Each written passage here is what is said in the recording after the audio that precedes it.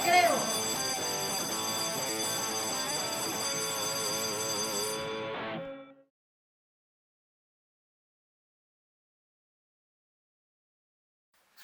Muy buenos días, chicos y chicas, este es su canal de YouTube Se Acabó el Recreo y nosotros pertenecemos a la plataforma educativa SEBAS.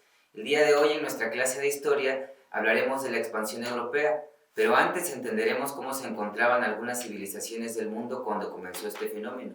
Los seres humanos vivimos en comunidades en las que nos podemos comunicar, relacionar, intercambiar y convivir, pero no siempre fue así. Durante muchas centurias hubo poco contacto entre unas y otras, y los encuentros eran violentos.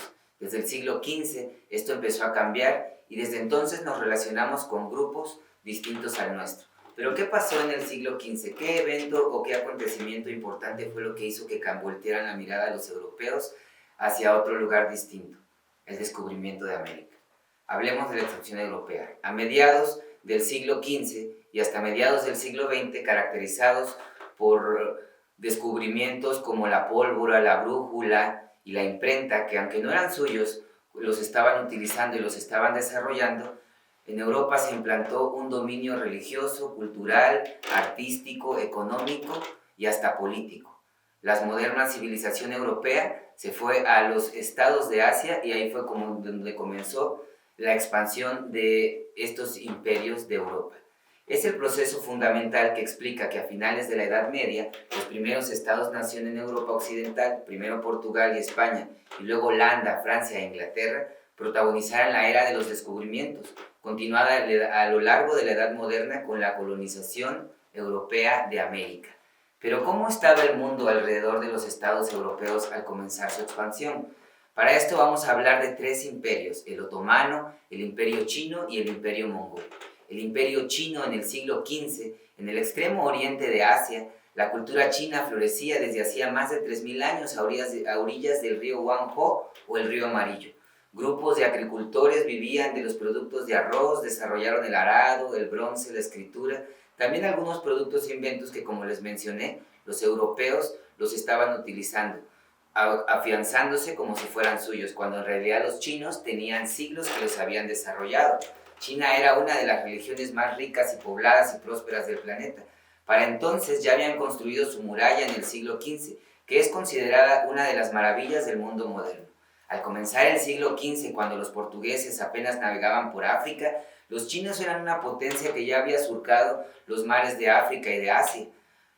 En el siglo XV, los portugueses se encontraron con una civilización milenaria que era gobernada por la dinastía Ming, durante la cual se protegieron las artes, la filosofía, los emperadores organizaron sus dominios, establecieron impuestos en plata, sostuvieron la burocracia y el ejército. Tenían toda una organización, sin embargo siempre habían sido amenazados por un pueblo nómada, el pueblo de los mongoles, un pueblo que se extendió por el enorme territorio asiático hasta el oriente europeo, y que a comienzos del siglo XV eran gobernados por Tamerlán, quien fundó un imperio que abarca desde Persia, la India, Rusia, aunque a su muerte se disolvió. A principios del siglo XVI, un nuevo ejército comandado por Babur, descendiente de Tamerlán, se impuso en los dominios musulmanes de India e instauró el imperio mongol con capital en Delhi.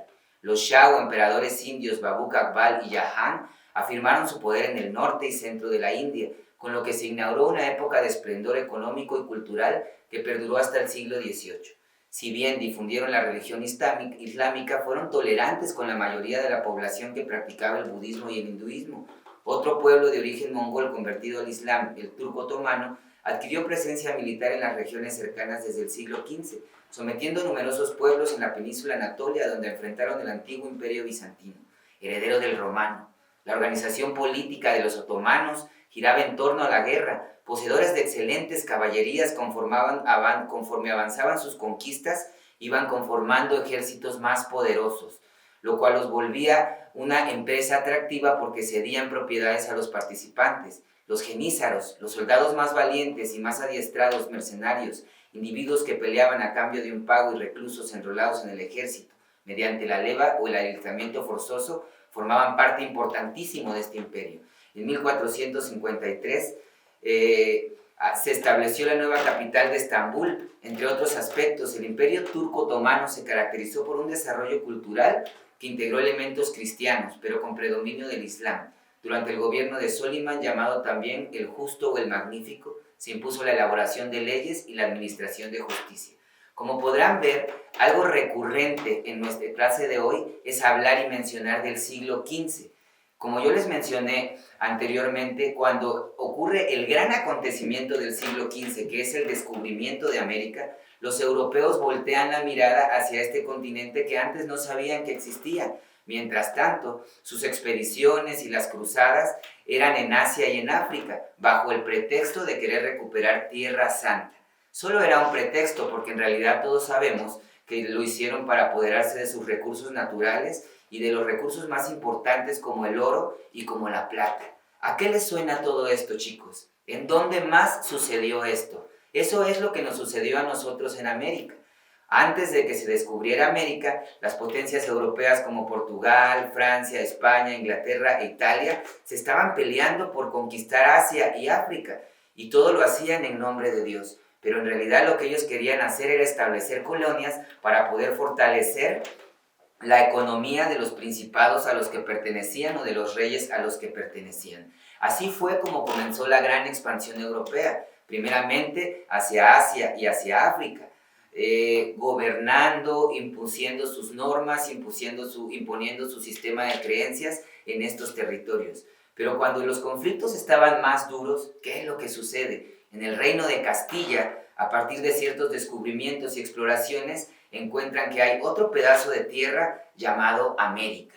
Y entonces la atención de los europeos volteó completamente hacia América. Y ahí es donde comienza la expansión de ellos en todo el mundo. Este fenómeno se relaciona íntimamente con lo que nosotros hemos venido observando y que vamos a ver más adelante. Por eso es muy importante que tengamos claro que el gran acontecimiento que marca una ruptura mundial y completa en el mundo es el descubrimiento de América acompañado de un nuevo modelo económico. Esta es nuestra clase de historia en relación a cómo vamos a ir observando los fenómenos que han ocurrido en el mundo y que han logrado establecer el sistema mundial y económico que hoy conocemos. El eurocentrismo es una consecuencia de la expansión europea. ¿Y qué es el eurocentrismo? Es el que nosotros adoptemos como verdades suyas todo lo que proviene de su cultura, su estética, su religión, sus filósofos, pero nosotros teníamos nuestra propia cultura y teníamos nuestra propia identidad. No es que nosotros fuéramos malos, simplemente éramos diferentes. Imagínate que un día aparece una nave espacial y que al llegar con nosotros aquí a la Tierra nos quiere conquistar porque su tecnología es simplemente muchísimo más avanzada que la de nosotros. Algo parecido a eso nos sucedió a nosotros con los europeos y en algunos casos algunos imperios de Asia. Pero esto no se significa desde el hecho que nosotros fuéramos esos bárbaros o esos sanguinarios como nos pintaron al México antiguo o al México prehispánico, de la misma forma en que se pintó a los pueblos asiáticos guerreros que, como les mencioné hace un momento, tenían una identidad política, una organización económica y cultural perfectamente desarrollada. Esto es la expansión europea y estos son los motivos que realmente dieron pie a que hoy en día o que en su momento los imperios pudieran dominar las otras civilizaciones que desde su perspectiva ellos consideraban bárbaros, pero como mencionamos, realmente todo era un interés económico e imperialista.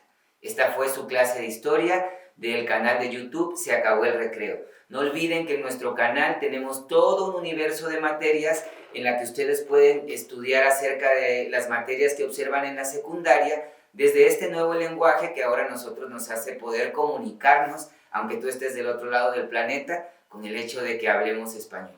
Nos vemos en la próxima clase. Recuerden que pertenecemos a la plataforma Sebas. Hasta luego y muchas gracias.